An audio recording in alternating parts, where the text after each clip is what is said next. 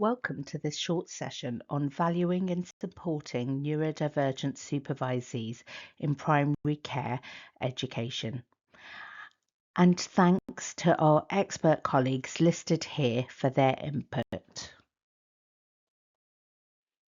In this session, we will cover the following: the benefits of diversity in primary care education, a recap of the protected characteristics, what is neurodivergence, and how to recognise neurodivergent conditions and the expectations of organisations, how we support and signpost neurodivergent supervisees.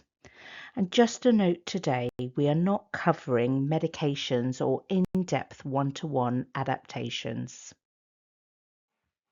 Before continuing, pause to consider: what are the benefits of a diverse workforce in the NHS more generally and for healthcare professionals' education? For patients, a diverse population is better served by a diverse workforce that has similar experiences and understands their need. There is also plenty of evidence from the business world that diverse teams are more productive and higher earners. They have more ideas, and this is not usually reflected in the higher echelons of the NHS. You can read the King's Fund report from 2019, Snowy White Peaks, and little progress has been made in diversity in boardrooms. Who is protected by law? Here is a recap of the 9 protected characteristics under the Equality Act 2010. As individuals, we are not monoliths, and many of us will have intersecting identities. Intersectionality also means we may experience multiple overlapping forms of discrimination and exclusion. Thinking specifically about disability, we can consider this through another lens. One model suggests that disability is not actually caused by a condition, but when society fails to accommodate the needs of that condition. Society automatically meets the typical needs of individuals. Here are 2 scenarios to hold in mind as we work through the content. You may have others of your own. Think as you go along, what sort of conversations might you have, and what sort of support might you put in place if needed? I suggest you pause now and read both scenarios to set the scene. Unpause and continue when you are ready. We may all have some neurodiverse traits. Neurodivergence, though, is an actual diagnosis or symptoms that impact an individual's life in a significant way. A person with neurodivergence will have persistent patterns through from childhood, and it will affect their executive functions. Neurodiversity was first coined by Judy Singer as part of the autistic rights movement in the 1980s.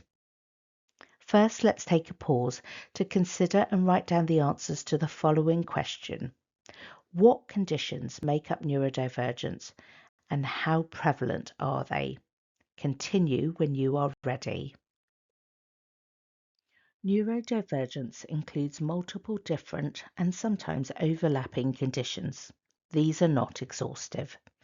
The most common condition is dyslexia at 10 to 20% in the UK, and Tourette's has much smaller numbers, less than 1%.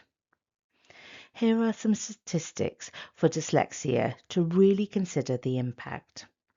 9 out of 10 dyslexics said dyslexia made them feel angry, stupid, and embarrassed, and that's from Made by Dyslexia in 2017. 88% of parents said the child had poor self-esteem due to their dyslexia. A young person with dyslexia is 3.5 times more likely to be excluded from school, and 43 to 57% of young offenders have dyslexia, and this often overlaps with dyspraxia.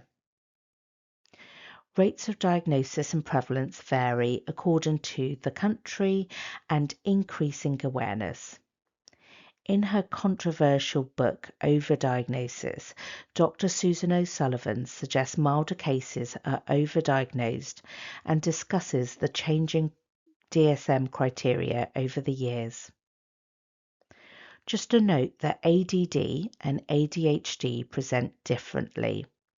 For ADD, inattention, distractedness, daydreaming, organizational issues versus hyperactivity in ADHD.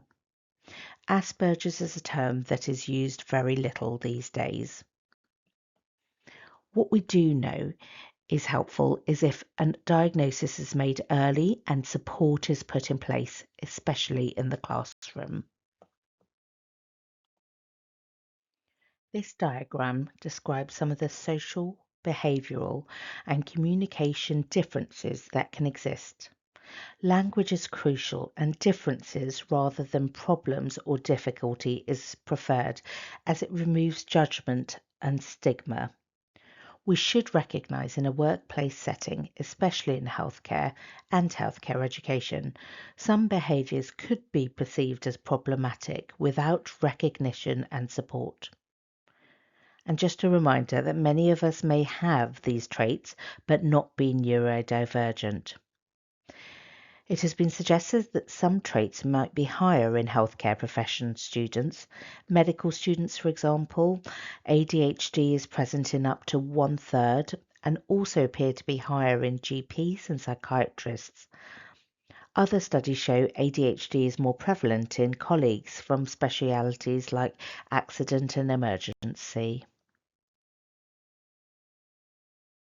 So, a reminder, neurodivergence is different and not less or disordered or abnormal. Each neurodivergent person is a unique individual with specific strengths and needs. Dr. Stephen Shaw's quote reminds us of this.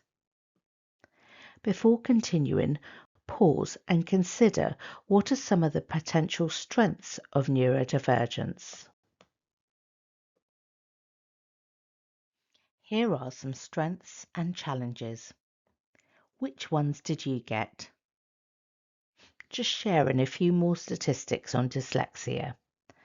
The Royal College of Arts say 29% of students have dyslexia and 50% of self-made millionaires are supposed to have dyslexia too. So you can see the strengths of thinking outside the box and being creative really help in these situations. With autism, attention to detail and focus on processes and alternative approaches to problem solving can be really helpful too. I'll let you look at the challenges as well. So thinking more specifically about how neurodivergence might present. Before continuing, consider how you might have recognised ADHD or ASD in your own supervisees.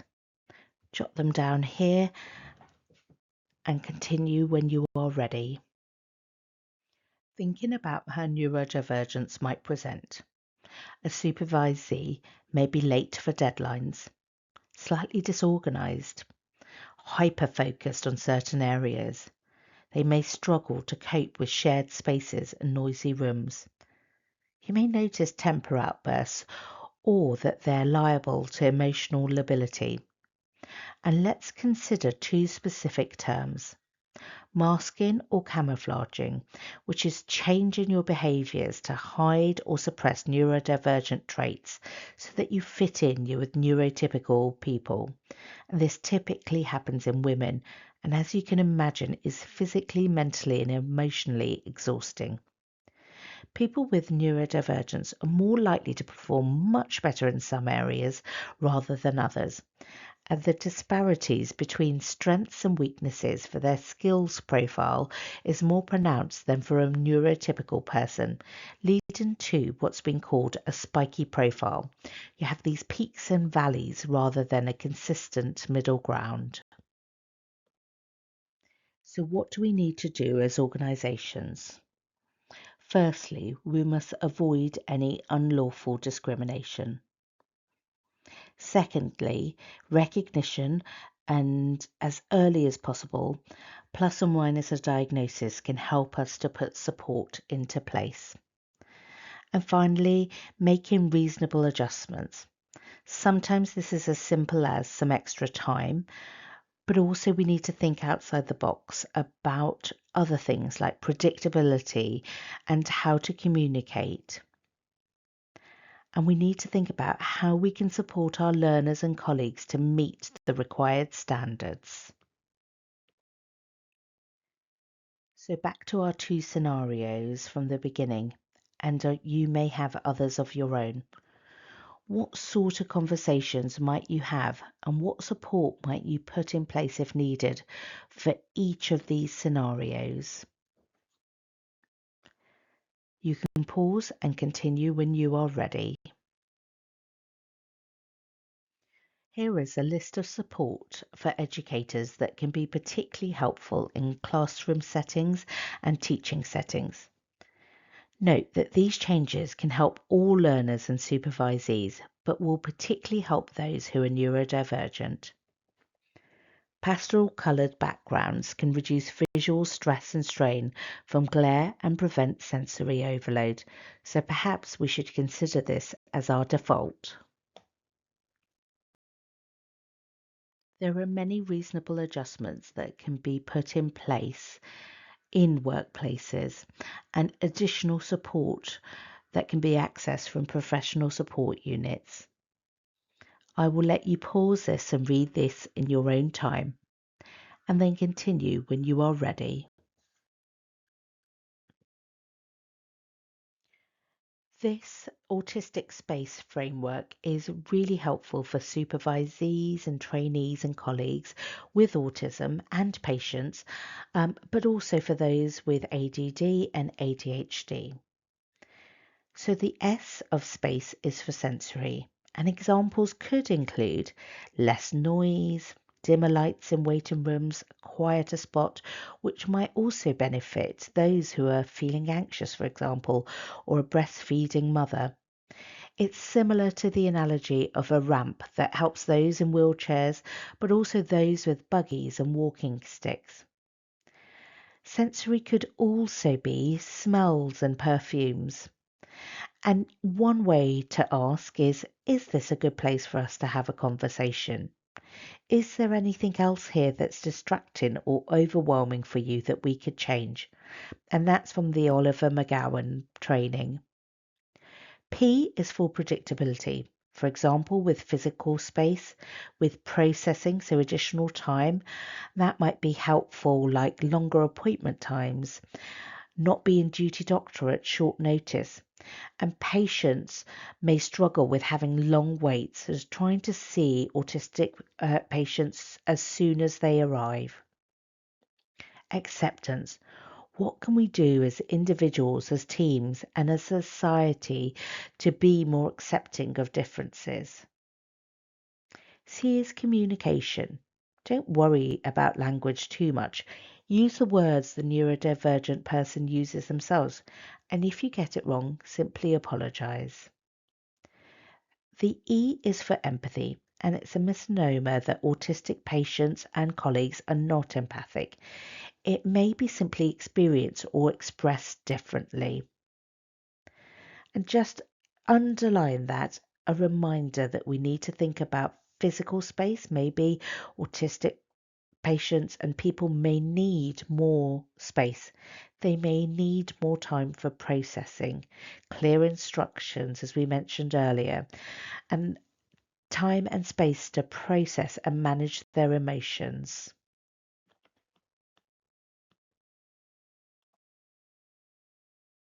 In summary, we hope as well as covering the more specific learning outcomes listed here, you can value and recognise differences and disabilities.